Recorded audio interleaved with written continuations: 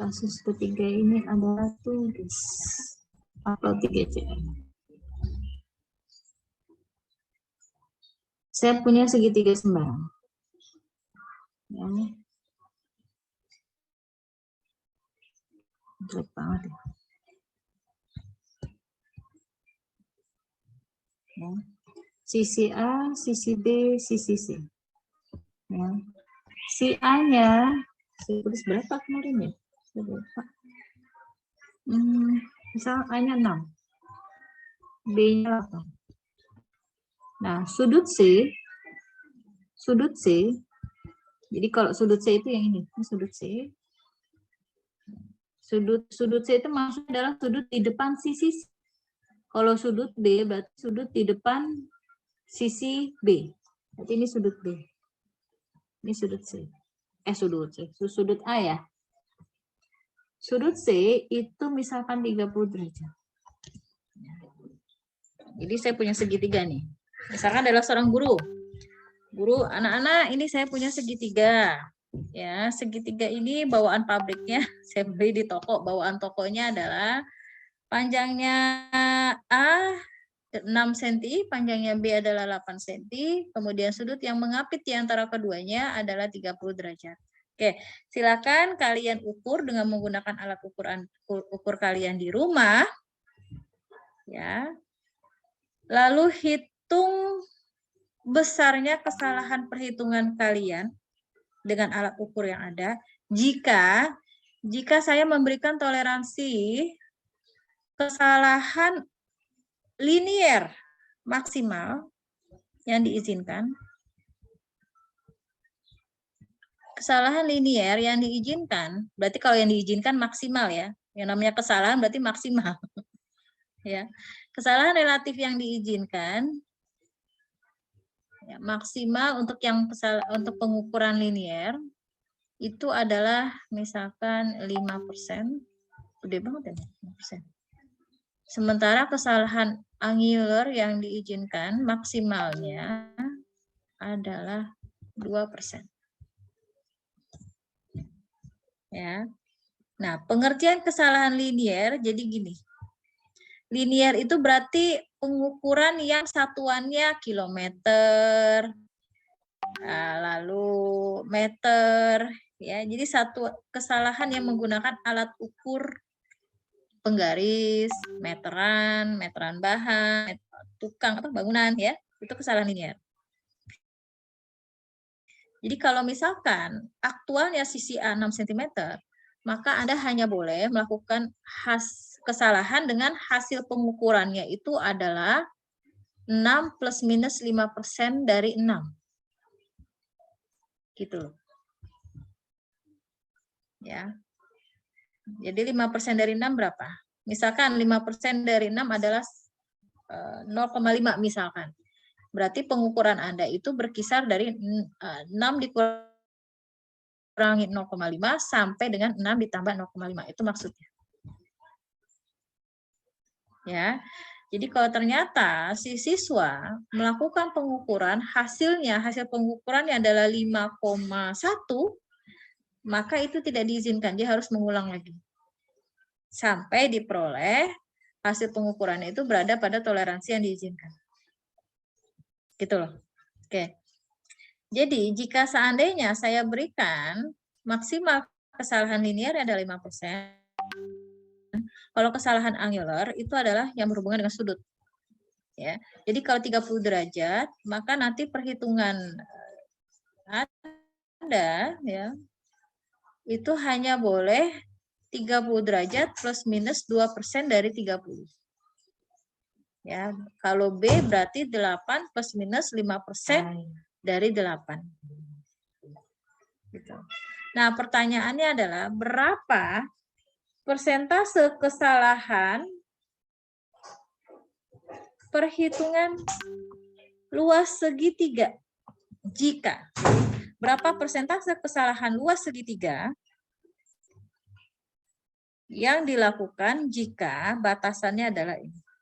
Jadi, persentase kesalahan luas segitiga maksimum. Ya.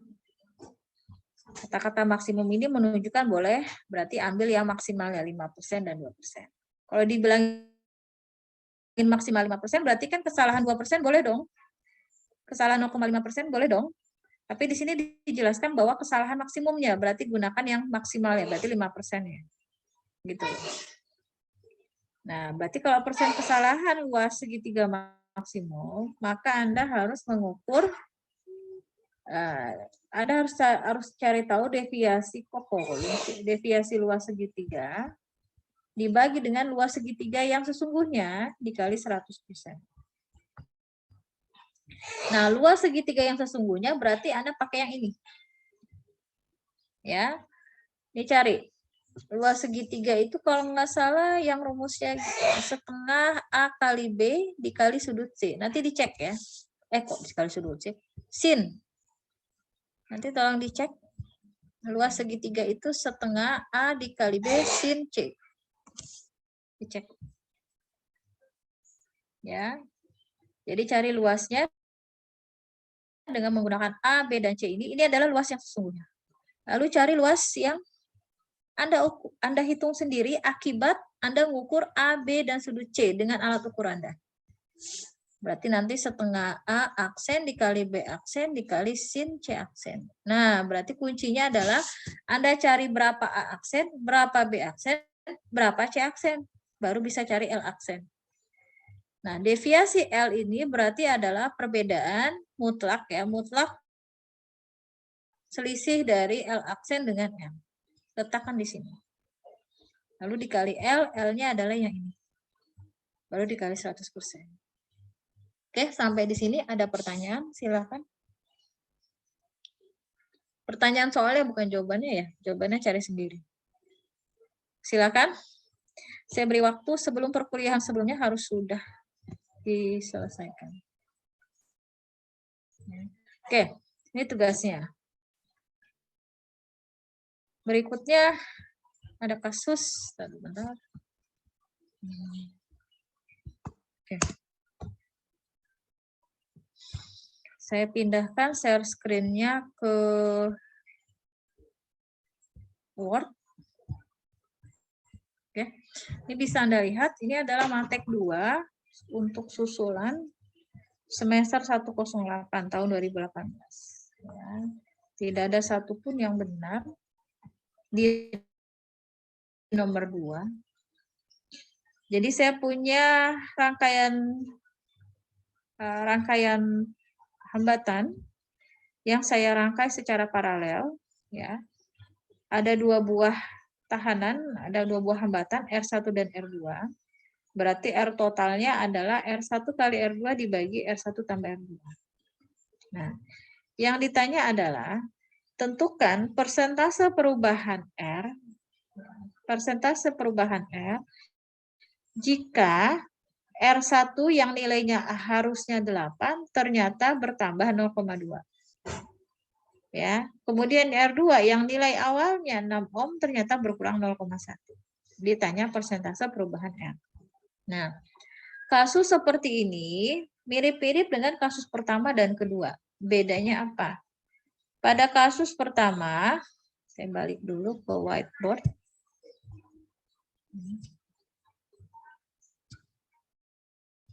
Kasus pertama. Oke, pada kasus pertama ditanyakan adalah volume logam. Ya. Nilai-nilai L, T, dan P ini adalah nilai-nilai dimensi luar. Ya. Sehingga 0,4 ini sebenarnya adalah perbedaan dari luar ke dalam. Nah, dari luar karena kita pakai ukuran luar ya, berarti kita melihatnya luar ke dalam. Deviasi DP ini berarti ke dalam. Ya, berarti kan kalau dari luar ke dalam itu kan berkurang. Harusnya di sini minus. Ini minus 0,4, minus 0,4, minus 0,4. Tetapi karena semuanya minus, sehingga kan saling dijumlahkan. Jadi di sini adalah minus 75,2. Tidak masalah. Ya, minus di sini menunjukkan bahwa volume logam ini ke dalam dari volume luarnya. Ya, jadi si logam ini dari ukuran luar itu adalah ke dalam volumenya. Ya, artinya nggak masalah karena di sini minus semua sehingga saling dijumlahkan. Ya, yang ditanya karena volume logam. Ya. Nah, pada kasus yang keempat yang di Word tadi, nah, ini hati-hati. Karena ada pertambahan, ada deviasi pertambahan, ada deviasi pengurangan. Ya. Jadi gini. Kalau mencari nilai pergeseran, saya hapus dulu. Yang ditanya adalah persentase perubahan R. Kok begini? Persentase perubahan R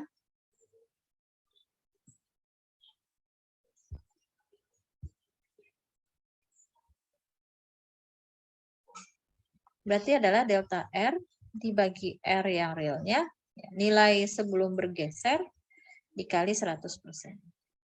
Kan gitu. Nah, delta R di sini berarti sama saja dengan deviasi R atau turunan total dari si R.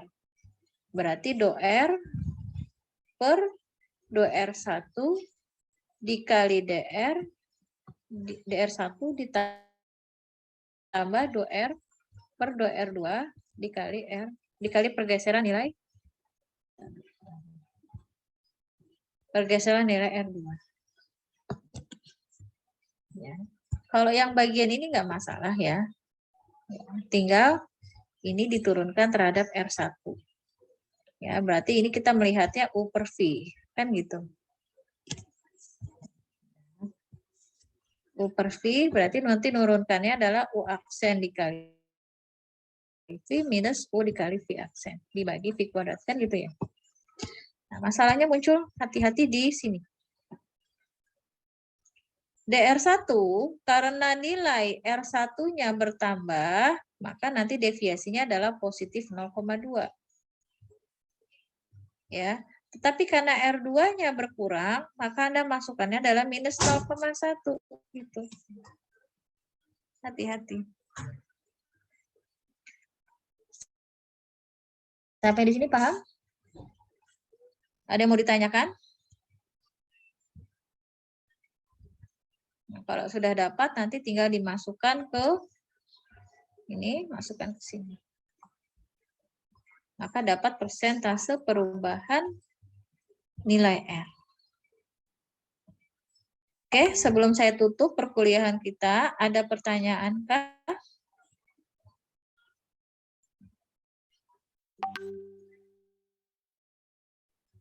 Tidak ada?